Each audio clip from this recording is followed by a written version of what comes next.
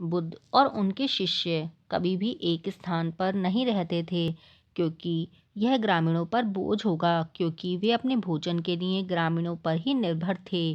एक दिन बुद्ध ऐसे गांव में गए जहां वे पहले कभी नहीं गए थे। उन्होंने गांव के एक घर का दरवाज़ा खटखटाया।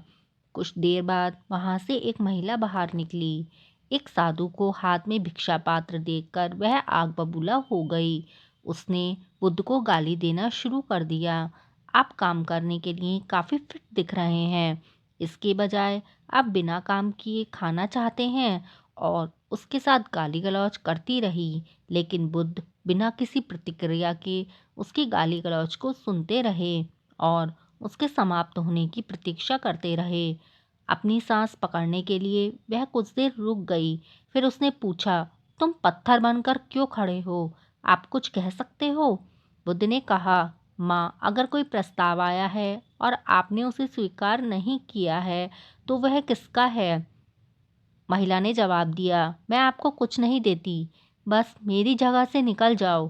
बुद्ध ने धीरे से उत्तर दिया, माँ, जब से मैं आपसे मिला हूँ तब से जो कुछ भी आपके पास है आप मुझे अर्पित करती आ रही हैं। महिला ने महसूस किया कि बुद्ध अपशब्दों का जिक्र कर रहे हैं।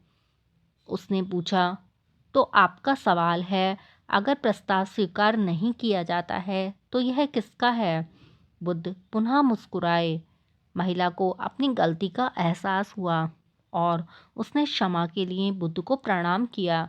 बुद्ध ने कहा, जैसे एक दर्पण किसी वस्तु को दर्शाता है और एक ठहराव की तरह झील आकाश को दर्शाती है, इस बात का ध्यान रखें कि आप क्या बोलते हैं और आप कैसे कार्य करते हैं, यह हमेशा अच्छा होता है।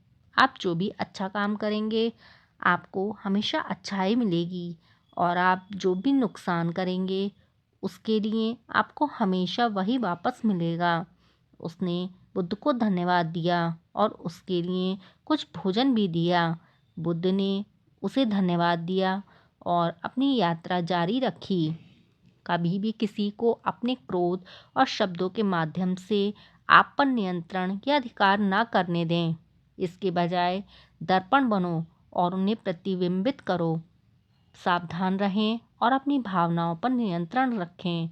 अपने आप पर नियंत्रण रखने से आप कभी भी किसी के प्रभाव में नहीं आएंगे